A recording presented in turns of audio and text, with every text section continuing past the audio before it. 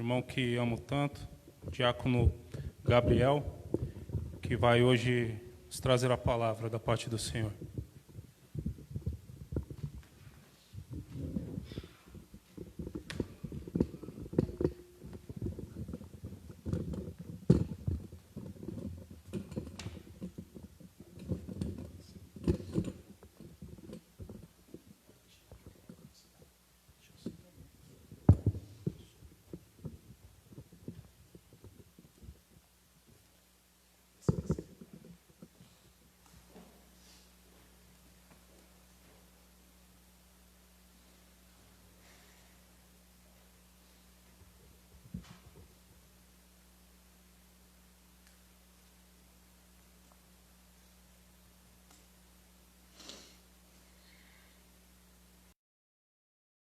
Boa noite a todos.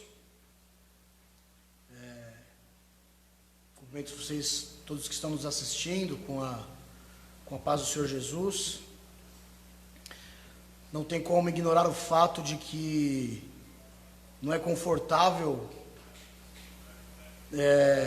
para mim o que estamos vivendo, porque é difícil estar daqui, onde eu já estive outras vezes, e ver esses bancos vazios, né? Estava conversando com o Tiago ali atrás, com o diácono Tiago que dirigiu a liturgia, e ele, assim como eu, nós não estávamos nos aguentando de tristeza a respeito disso, mas sabemos que tudo é vontade de Deus, né? Ele está no controle sobre todas as coisas.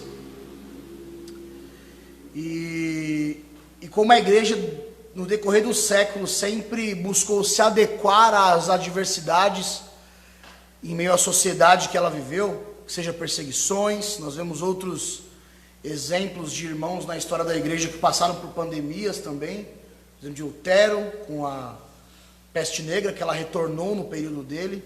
Vemos Spurgeon com a cólera, que existia naquela época também, que foi uma outra doença.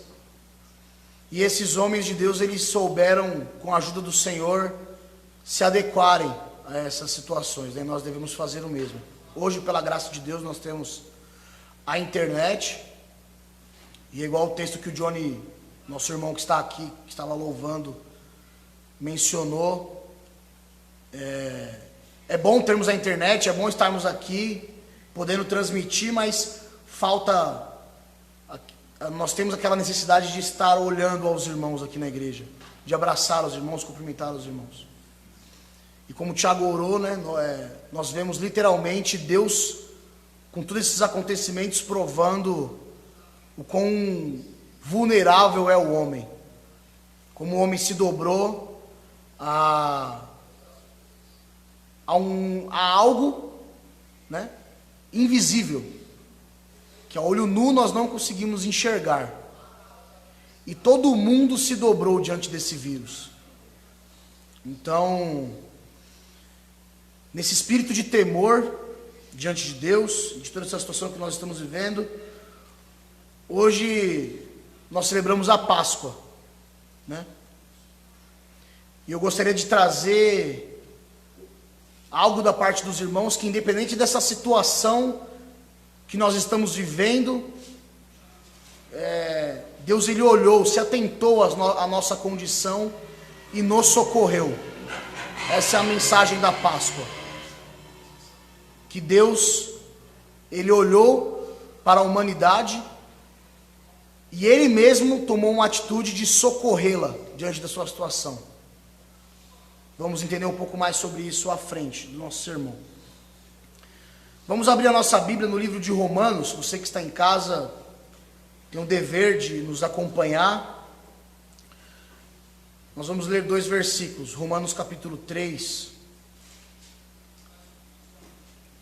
Nós falaremos da Páscoa e as suas aplicações. Vamos ler o verso 24 e 25, logo após faremos mais uma oração. Diz assim o texto: a quem Deus propôs no seu sangue como propiciação, mediante a fé, para manifestar a sua justiça, por ter Deus, na sua tolerância, deixado impune os pecados anteriormente 24, né?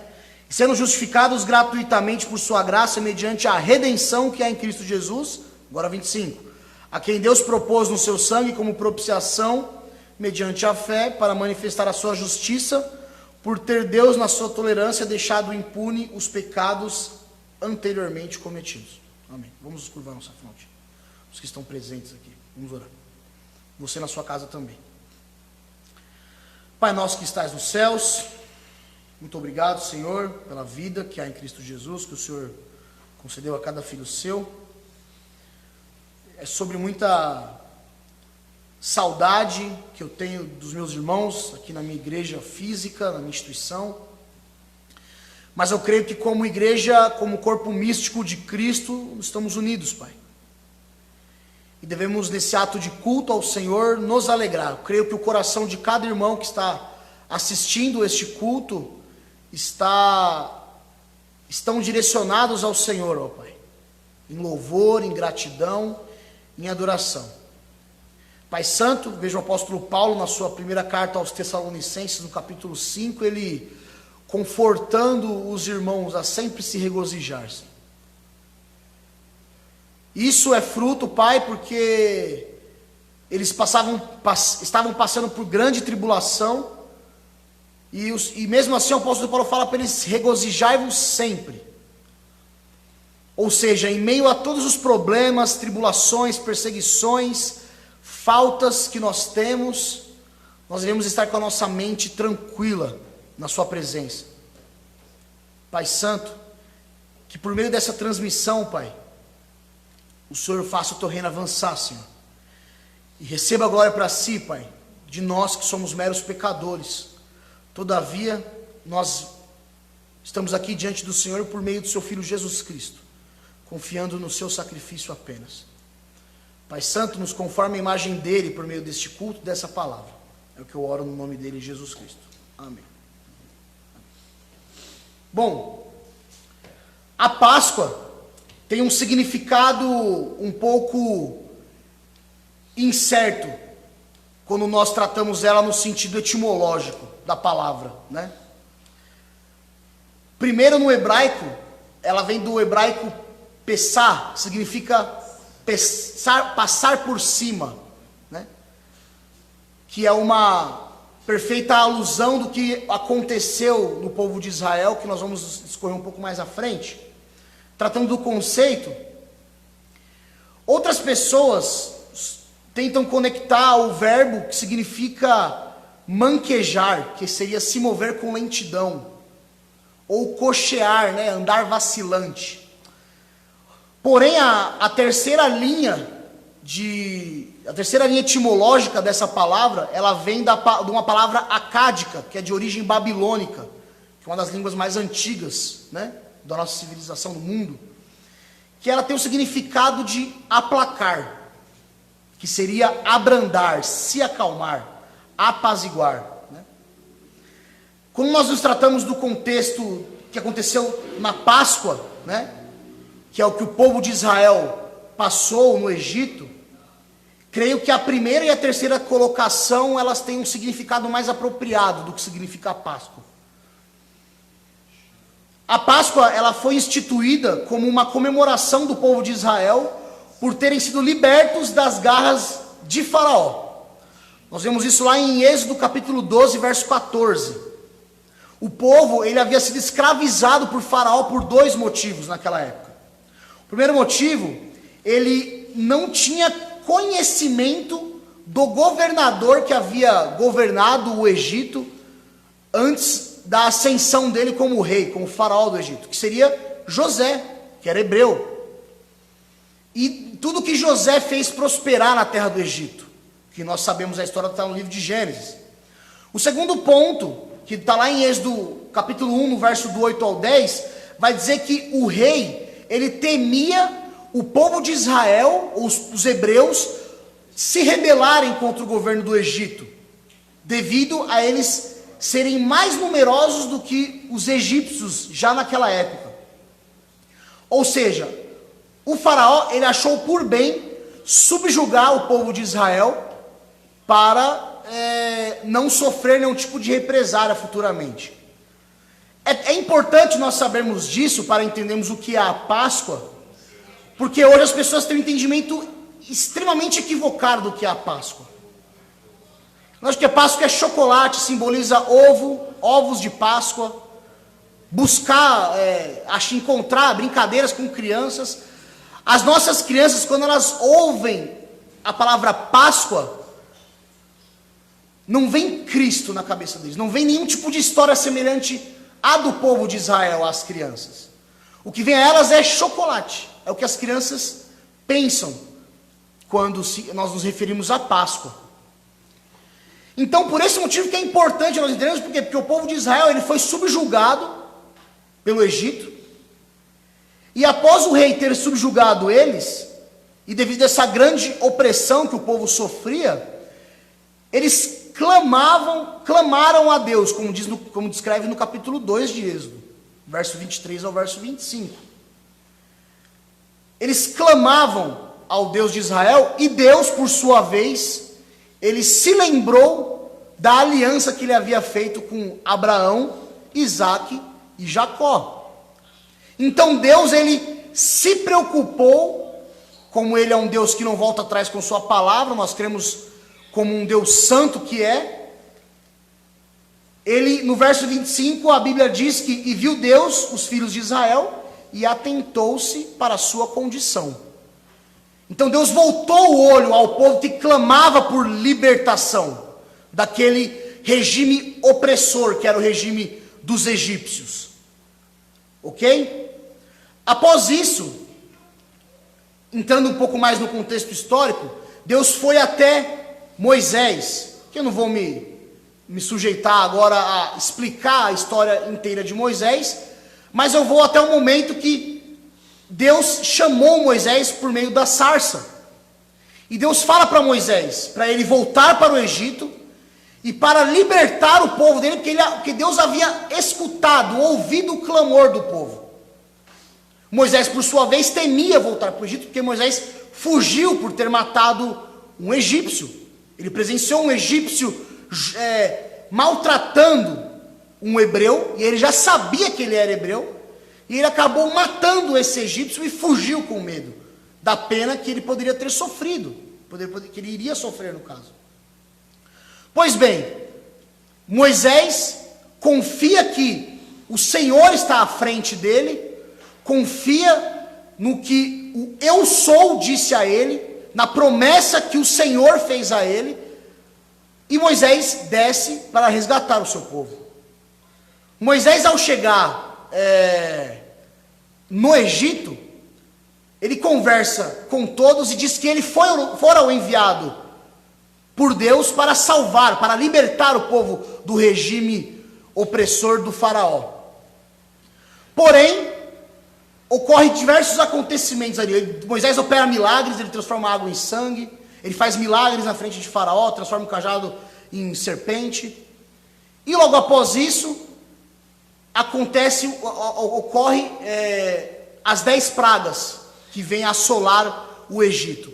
A cada praga que vinha, que Moisés alertava Faraó prometia libertar o povo, porém ele voltava atrás com sua palavra e endurecia mais ainda o seu coração. Porém, na 10ª praga, que nós conhecemos como a praga dos primogênitos, é onde nós entendemos profundamente o real significado da Páscoa. A Páscoa, ela tem como um conceito mais genérico a libertação do povo de Israel da escravidão do Egito. E o direcionamento do povo de Deus a Canaã. Esse é o real significado da Páscoa. A Páscoa é Deus tomando uma atitude soberana de resgatar o seu povo desse regime oprimido, opressor, que seria o Egito, ao qual o seu povo passou por alguns anos. Agora, como nós podemos aplicar isso ao nosso sentido real hoje? Porque hoje os cristãos, eles fazem a questão de comemorar a Páscoa. Porque a ordem de Deus, que foi no primeiro mês 15º dia até o 21º dia, eles deveriam ter essa semana de comemoração da Páscoa, devido a eles terem sido libertos do Egito, da escravidão do Egito. A Páscoa ela tinha um símbolo, que era a libertação do povo da opressão egípcia que eles passavam, da escravidão egípcia que eles passavam. E por que isso deve ser aplicado a nós cristãos do dia de hoje? Isso é uma pergunta que muitos não sabem responder. E o significado de tudo isso, ela se encontra no texto ao qual nós acabamos de ler, que seria o livro de Romanos. Romanos capítulo 3, versículo 24 e 25, vai dizer sobre a atitude também de Deus de buscar o pecador diante da prisão que ele se encontrara, que é o pecado. O primeiro termo que nós encontramos no verso 24 é sendo justificados. Veja, o homem necessitava de justificação da parte de Deus. A palavra justificação, ela tem um sentido forense dentro do direito, que ela é um ato de proclamar, de conclamar uma pessoa a ser justa. Se um homem comete um crime e o juiz lhe declara justo, sem culpa, ele se tornou uma pessoa justa. Ele passa a ser justo diante da proclamação do juiz. E veja, a Bíblia diz que nós necessitamos dessa justificação.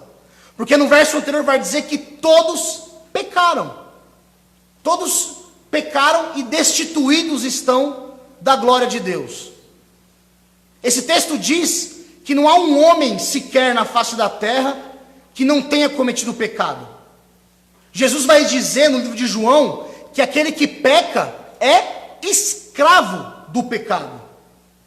Todos os homens estão amarrados, acorrentados com bola de ferro em seus calcanhares diante dessa situação. E nós nascemos nessa determinada condição. Deus já nos olha desde o ventre materno e já nos vê como pecadores. Nós já nascemos longe, inimigos de Deus. O Salmo 51 ele é bem enfático no arrependimento do rei Davi, após de ter matado Urias e roubado a sua esposa. Davi diz: Senhor, contra ti pequei e contra ti somente, e fiz o que é mal diante dos seus olhos. E logo mais à frente ele vai dizer que em ventre de pecado ele foi formado, em ventre de pecado ele foi concebido por sua mãe. E isso é devido à influência dos nossos primeiros pais. Romanos capítulo 5 vai dizer no verso 12 que, portanto, assim como por um só homem entrou o pecado no mundo, e pelo pecado a morte, assim também a morte passou a todos os homens, porque todos pecaram. Todos pecaram, desde o seu nascimento. Faz parte da natureza do homem. Existem linhas sociológicas e filosóficas de raciocínio a respeito de algum tipo de antropologia que diz que algo externo ao homem faz o corrompe, no caso. Só que aí quem foi o primeiro corrompido do algo externo, então, se isso é verdade? O que acontece é o seguinte: nós já nascemos com essa rebeldia dentro de nosso coração, que é o pecado. O pecado, ele é a rebeldia contra Deus, porque Deus é santo. Nele não há pecado, em Deus não habita pecado. E nós, por isso, precisamos de justificação, sermos declarados justos diante de Deus. E como que ele faz isso? A Bíblia diz que é gratuitamente. Gratuitamente tem o significado do quê? Que é sem motivo algum, essa palavra no grego significa. Ou seja, não há propósito, não há finalidade, não há motivo para que Deus me justifique ou te justifique, você que está me assistindo. Deus não precisa disso para se tornar mais Deus. Deus não precisava criar nada para provar que Ele é Deus, que Ele é todo poderoso. Mas sem motivo algum, pelo seu muito amor do que nos amou, pelo beneplácito da sua vontade, pelo conselho da sua vontade. Deus não consultou ninguém para tomar as atitudes que ele tomou. Ele tomou isso por sua livre e espontânea e soberana vontade. E ele faz isso gratuitamente. Não há motivo algum para isso. E ele faz isso por sua graça mediante a redenção que há em Cristo Jesus. Para nós entendermos agora o real motivo de nós comemorarmos a Páscoa, essa palavra ela tem que estar muito bem fixada em nossa cabeça.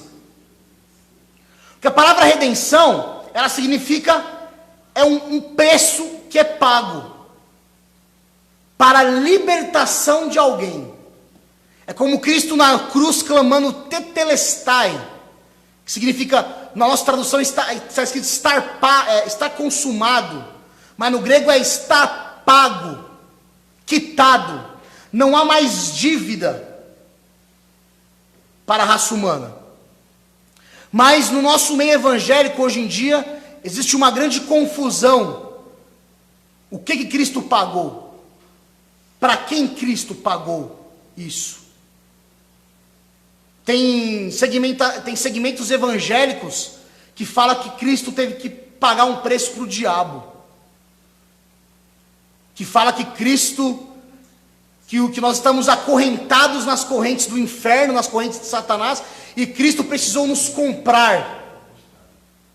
Tem um vídeo muito antigo que rodava na internet, no começo de época de Orkut, que era um diálogo de Jesus e Satanás. Que Jesus, ele pedia, você quer quanto por eles? Já falava, você não quer eles te odeiam, eles são egoístas, eles são isso. Realmente, nós somos mesmo. Somos mesmo. Mas Cristo virava para ele e falava assim, mas você quer quanto por eles? Ele já fala, eu quero você. Aí Cristo fala, eu vou dar o meu sangue por eles. E compra do diabo. Isso é uma blasfêmia. Isso é uma blasfêmia. Porque se nós entendermos que nós precisávamos ser justificados, existe uma linha de raciocínio diante disso, que você precisa entender. Justificados por pecados. E se existe uma justiça que necessita ser satisfeita, existe uma lei e existe o legislador dessa lei. Então é insustentável esse argumento de que nós devemos pagar um preço para Satanás. Que Jesus precisou pagar um preço para o diabo. Esse sacrifício, essa redenção, ela foi paga para Deus, para a justiça do próprio Deus. A justiça de Deus, ela necessitava ser satisfeita. Por quê? Devido ao pecado do homem ter ofendido, infringido a lei de Deus, a justiça de Deus ela precisa ser satisfeita. Ela exige duas coisas do pecador. Ela exige a morte do pecador. Romanos 6:23 vai dizer que o salário do pecado é a morte. A lei exige a morte, a nossa cabeça. Tem um hino da harpa que fala isso, né? Que a espada da lei, e eu correu para, como que é o hino da harpa? Foi na cruz. Sobre mim é a espada, isso. Então, a espada da lei estava sobre o nosso pescoço, e nós merecemos a morte eterna. O segundo ponto que ela exige é a separação integral e eterna de Deus. É o isolamento da presença de Deus. Quando Adão e Eva cometeram um mísero pecado, Deus necessitou separar-se deles, porque eles já não eram dignos mais de estar na presença de Deus, porque eles estavam manchados, maculados pelo pecado.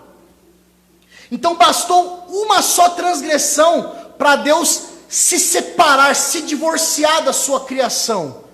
Naquele momento de queda, Aquele foi o momento mais desgraçado que houve na face da terra. Eu costumo falar isso porque eu vi que tem um pregador nos nossos dias na internet, que eu não convenho citar o nome, mas ele disse que se Jesus estivesse no lugar de Adão, Jesus teria pecado também. Isso é absurdo falar. É absurdo, porque aquele foi o evento mais desgraçado vivido pela humanidade. Todos os tipos de males que você vê hoje no mundo afora, a causa, a influência é o pecado. Tudo que há. E esse pecado ele está dentro, é como um câncer, é como um órgão seu que é normal para você. O pecado é tão natural para nós como dormir e acordar. É natural para o homem. Por isso que a Bíblia diz: todos pecaram, porque você não faz nada além de pecar. Não é porque você comete alguns atos e te torna pecador. É porque você nasceu pecador. Nasceu no lamaçal do pecado. Se te tiram, é como você vê aquele animal da fazenda, que fica o porco, fica na lama. Você tira ele, limpa ele vai voltar para a lavagem. É assim que nós somos com o pecado. Agora, quando nós entendemos que foi um preço pago para salvar o pecador, nós vamos entender o outro versículo agora, que diz: a quem Deus propôs o seu sangue como propiciação. Agora vai conectar o raciocínio. A palavra propiciação, ela é um ato sacrificial pelo qual Deus se torna favorável ao pecador. Ela é um ato sacrificial do próprio Deus. Existiam alguns questionamentos na história da igreja, mais especificamente, não vou falar a história da igreja, mas mais especificamente no século passado, onde alguns pastores falavam que propiciação não era a interpretação mais adequada para esse texto. Era expiação. A palavra expiação, ela significa cancelar pecado, encobertar pecado. Por que eles falavam isso? Porque para eles não era lógico Deus propor o seu filho para salvar os pecadores. O que isso quer dizer? Você vai entender agora. É como se Deus tomasse uma atitude de ele mesmo ter que resolver o problema do homem. E para alguns teólogos isso é meio que inconcebível. Porque como é que Deus, ele mesmo vai se encarnar, ele mesmo vai se doar para salvar os pecadores? Para alguns teólogos isso não fazia sentido. Só que por que Deus precisou fazer isso? Aí é a pergunta que necessita ser respondida. Porque por esse motivo que essa palavra propiciação é a mais adequada para esse texto. Porque a propiciação, ela é um ato que o próprio Deus toma para que ele se torne propício ao pecador. Por quê? Se você ler Romanos capítulo 1, do verso 18 em diante, lá vai ver que os homens trocaram a verdade de Deus em mentira. O homem, pelas suas obras, ele não consegue se achegar a Deus. O homem, nesse propósito, que é dele mesmo, tomar alguma atitude para que ele se torne propício ou favorável a Deus, ele não conseguiu. O homem rejeitou o seu Criador. E por esse motivo, a ira de Deus está sobre todos os pecadores. Está sobre toda a raça humana. Deus precisa... a ira de Deus, ela é para que satisfaça a justiça de Deus, para que mate os pecadores e os afaste da sua presença eternamente. Então, devido ao homem ter falhado de uma maneira inegável a essa conciliação que ele precisava ter com Deus, o próprio Deus precisou propor esse sacrifício. O próprio Deus precisou tomar essa atitude. Então faz total sentido isso. Total sentido. Agora, diante de tudo isso que nós explicamos sobre a palavra propiciação e redenção, que eu não quero me deter muito a isso aqui, vamos às aplicações que nós temos com a Páscoa, diante de tudo que foi falado aqui. Eu trouxe algumas aplicações para meditarmos essa noite. A primeira aplicação é o cordeiro pascual, macho sem defeito, que Deus propôs lá atrás para não matar os primogênitos. Veja, a condição que Deus deu para que os primogênitos dos israelitas não morressem, era eles sacrificarem um cordeiro macho sem defeito de 1 ano, ao pegarem o sangue dele, passar sobre as vigas de suas portas. Porque no momento da noite, a praga, a peste que passaria por cima do sacrifício. Por isso da palavra pessá no hebraico, que é passar por cima. E aí, os primogênitos dos egípcios foram mortos pela praga, e os dos israelitas não foram mortos. Esse primeiro paralelismo que nós vemos na Páscoa dos cristãos para a Páscoa dos judeus, é Jesus Cristo sendo proposto como sacrifício, como Cordeiro de Deus. Então, Deus ele propôs um Cordeiro santo, imaculado, puro, que por meio desse pagamento, a justiça de Deus fosse satisfeita. E nós sejamos salvos. A praga da ira de Deus, que é uma alusão da ira de Deus sobre aquela época, ela não encostará sobre aqueles que estão sobre o sangue de Jesus, sobre o sacrifício de Cristo. Aqueles que confiam nesse sacrifício, que creem que a morte, ressurreição e ascensão aos céus e intercessão do Filho de Deus seja por cada um de vocês. Esses não serão subjugados pela ira de Deus. O segundo ponto é a ira de Deus que matou os primogênitos que estavam longe do sangue, e a ira de Deus será despejada sobre todos os homens, que nós falamos agora. A alusão da condenação de Deus é essa. Acho que é Êxodo 11, acho que é o verso 7. Vamos fazer a leitura? Êxodo 11, deixa eu abrir aqui que vai dar uma clareza maior desse segundo ponto.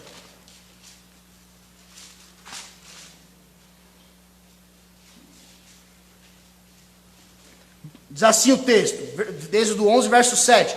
Porém, contra nenhum dos filhos de Israel, desde os homens até os animais, nem ainda um cão rosnará, para que saibais que o Senhor fez distinção entre os egípcios e os israelitas.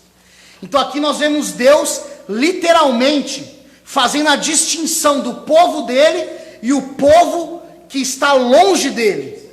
E ele desse povo que ele faz a separação, é o povo onde ele escolhe aplicar a sua ira, que é a peste. O paralelismo que nós vemos com a Páscoa dos cristãos é: a ira de Deus será despejada sobre todos os homens que estão fora de Cristo. Nós vemos essa alusão estritamente Apocalipse.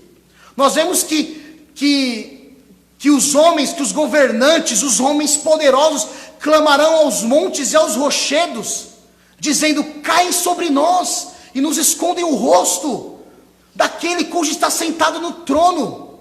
A ira de Deus e do Cordeiro, quem poderá subsistir? Isso diz Apocalipse capítulo 6, leia na sua Bíblia.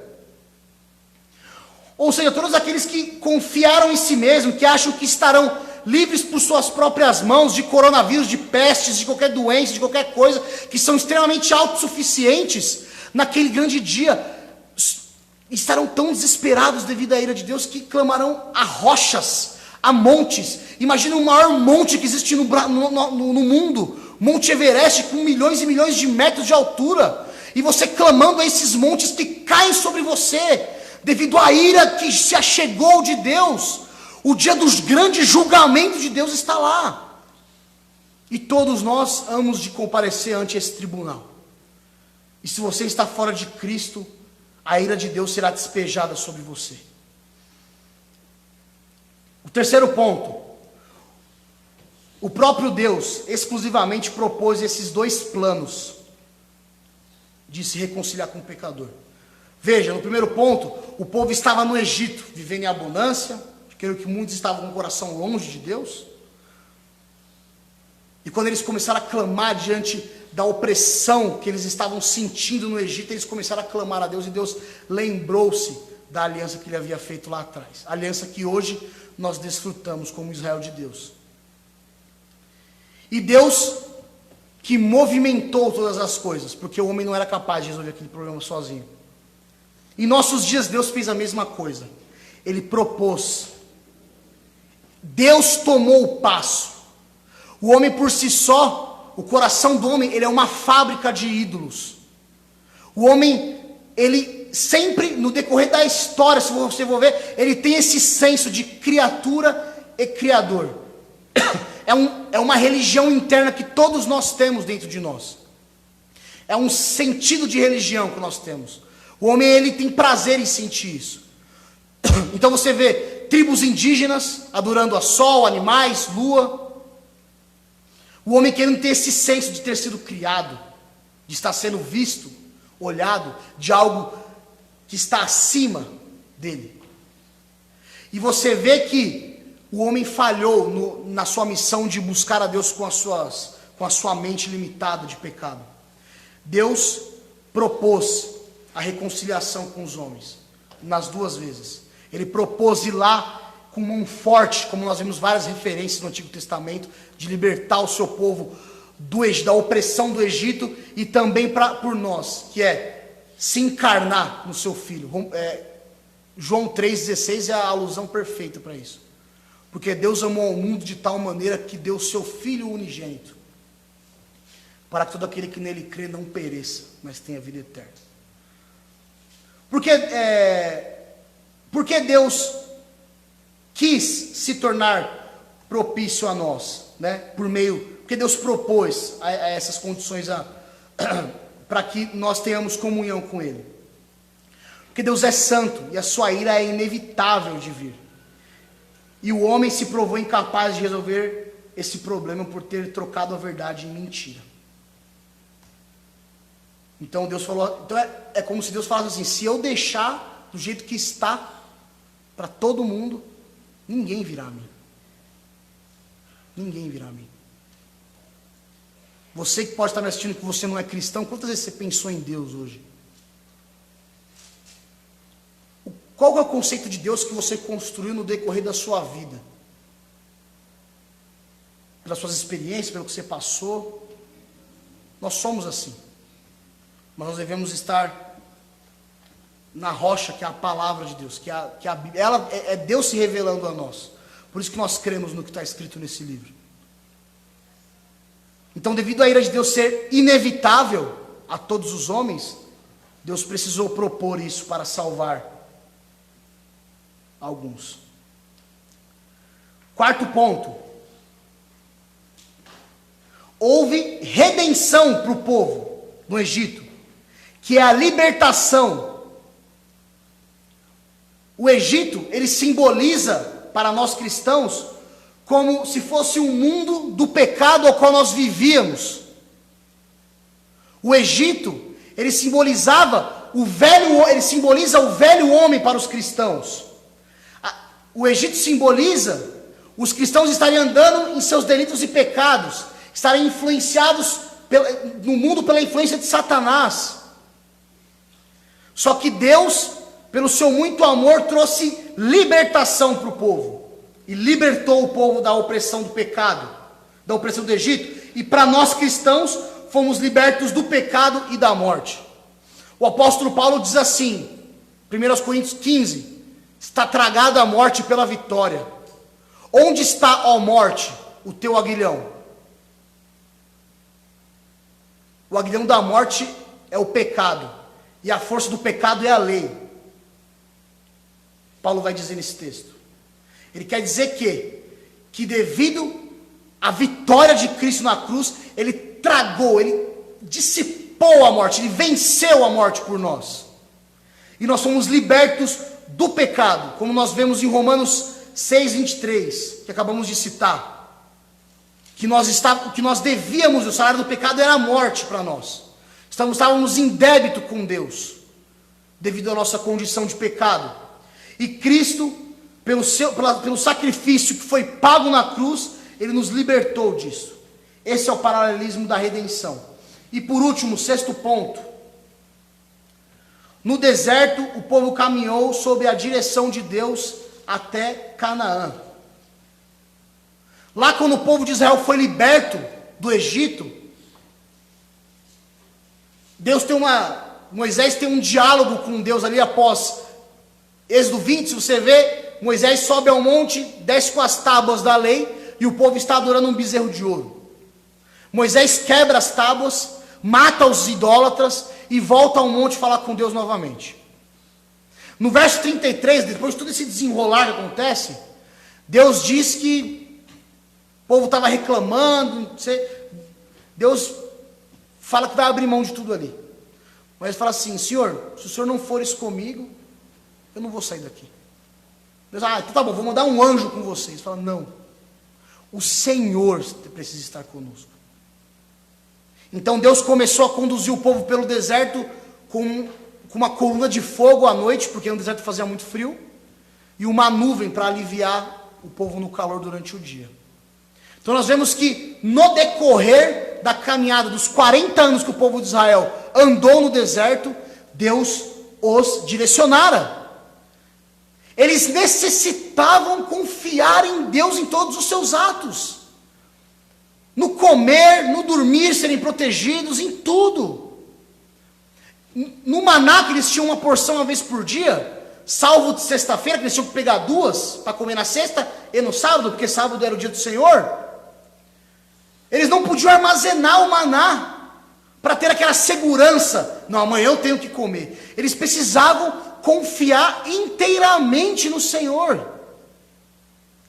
Então Deus ensinou o povo que até o caminho da terra que emana leite e mel, eles precisavam confiar os seus corações inteiramente em Deus. É como se você estivesse caminhando numa sala escura, que nem a sua própria palma da mão você consegue enxergar. Só que alguém pega nas suas mãos e lhe guia. Isso é confiar em Deus. É você não ter nenhum resquício, nenhuma alusão de luz. E o Senhor te guia para uma sala iluminada. E não para a morte. O paralelismo é que para os cristãos, após saírem do Egito, do regime opressor do pecado, e vivendo em novidade de vida, eles caminham na influência de Deus em direção a Canaã celestial, aos céus. Essa é a finalidade de sermos cristãos, de suportarmos as tribulações, estarmos firmes na obra. Veja Cristo, quando ele fala assim: não se turbe o vosso coração, credes em Deus, crede também em mim, pois na casa de meu pai há muitas moradas. Se não fosse assim eu não teria dito, eu irei para lá e prepararei lugar para vós. E eu vou para o meu pai, vós sabeis o caminho. Aí Tomé para Jesus e fala assim: mas Jesus, quem é o caminho que você não mostrou? Eu falo: eu sou o caminho, a verdade e a vida. Ninguém vem ao Pai se não for por mim. Então é os cristãos andarem confiando inteiramente em Deus, com a sua mente tranquila em Deus. Veja os crentes de Tessalônica. Aquela igreja foi plantada em meio a grande tribulação. Jasson teve que pagar tributo para não ser preso, por causa da pregação de Paulo lá, fez um alvoroço terrível. E a igreja ela nasceu sob perseguição e continuou sob perseguição. E a fé daqueles homens, daquela igreja, era exemplo para toda a Macedônia. O apóstolo Paulo diz na primeira carta aos Tessalonicenses. Eles eram um exemplo, igreja modelo. Mas Paulo mesmo assim os conforta. Capítulo 5. Assim, regozijai-vos sempre. Estejam tranquilos que se vocês morrerem aqui, se vocês perderem a vida diante das tribulações, dos problemas que vocês passam aqui, há um lugar muito melhor para vocês. E eu preparei lugar a vocês. Então estejam tranquilos, com a mente tranquila, não se apavorem, não se alvoroçam. Você vê tanta gente alvoroçada nesse momento que nós estamos vivendo. Você vê gente preocupada com o amanhã, preocupada: eu não vou sair de casa, eu vou sair com máscara, vou sair com isso. Não estou dizendo que você não tem que tomar as devidas precauções para isso. Você tem que ser responsável como um civil, como um cidadão. Mas você precisa confiar no Senhor acima disso. Confiar que Ele está te guiando. Confiar que Ele está te guiando. Para encerrar, vou direcionar a palavra para dois grupos de pessoas agora.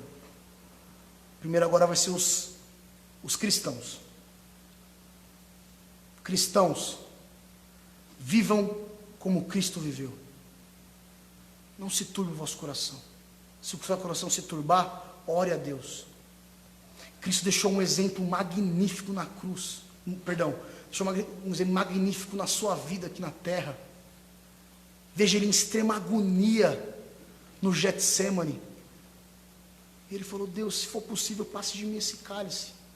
A carne dele estava sendo esmagada pelo próprio Deus ali, devido ao tamanho da ira de Deus que cairia sobre ele. O cálice representa isso no livro, na Bíblia. Nós vemos em Apocalipse 14 que é o cálice da ira de Deus transbordando. Mas Cristo diz assim: mas seja feita a sua vontade. Então, se você hoje está reclamando, murmurando de tudo que está acontecendo, Cristo vive, a Páscoa está aí. Esse é o verdadeiro significado da Páscoa. Deus olhou por nós e nos buscou, nos reconciliou com Ele mesmo.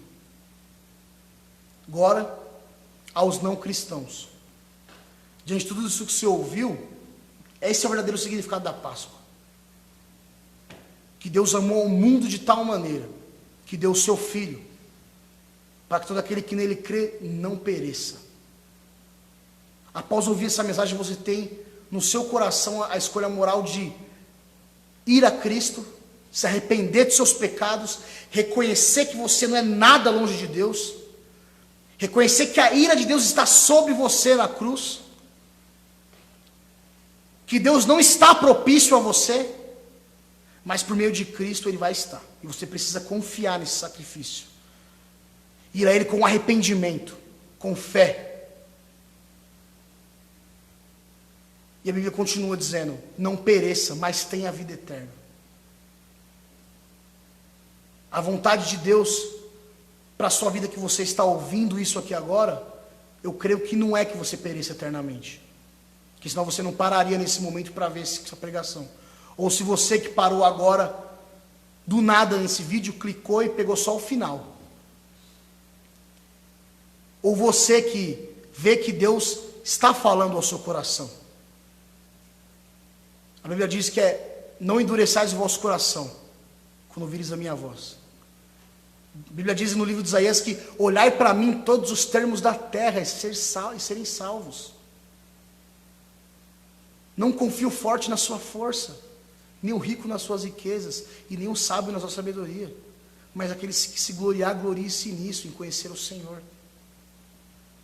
Confie no Senhor, confie nesse sacrifício, arrependa-se dos seus pecados, e corra para a Páscoa, para o sacrifício de Cristo, para a morte dele, para a ressurreição dele, e creia que tudo isso foi para lhe salvar da ira vindoura. Curva sua cabeça, vamos orar.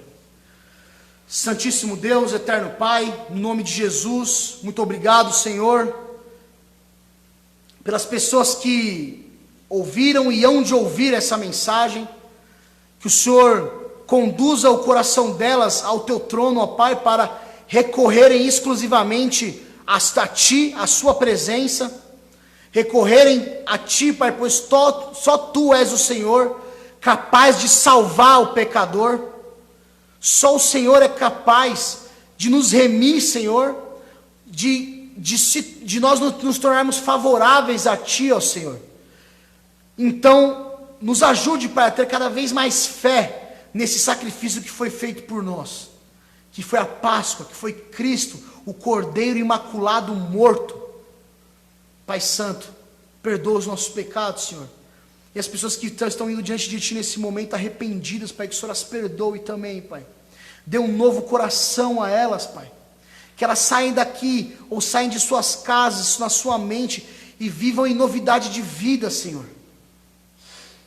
Crentes que só Tu és o Senhor. Pai Santo, perdoa as nossas falhas. E agora, Senhor, a equipe que está aqui na igreja, que o Senhor nos conduza em segurança para os nossos lares. Pedindo tua proteção e que o Senhor nos dê uma semana confiantes e guardados em ti, Senhor. É o que eu oro em nome de Jesus. Amém.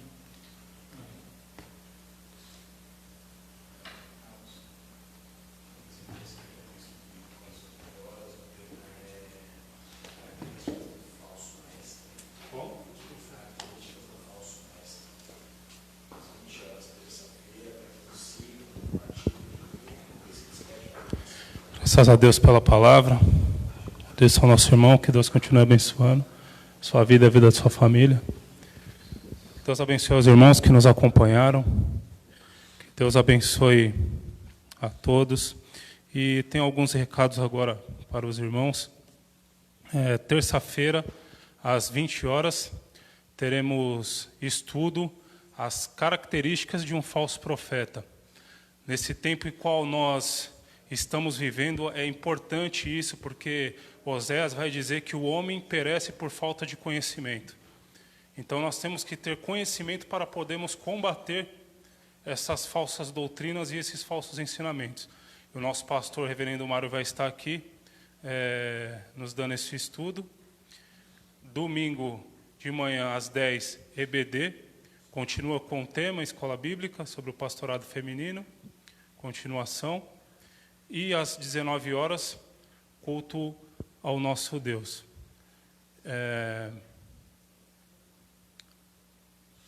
Mais algum recado? Mais um recado, irmãos, aos irmãos que estão nos vendo, que são da nossa igreja, aos irmãos também que assistem, né? Que estejam orando pela mãe do nosso reverendo Mário, que nesta noite teve algumas complicações de saúde, mas creio que o Senhor estará cuidando dela neste momento. Amém? Agradeço aos irmãos, tenham uma boa noite e uma boa semana a todos. Deus abençoe.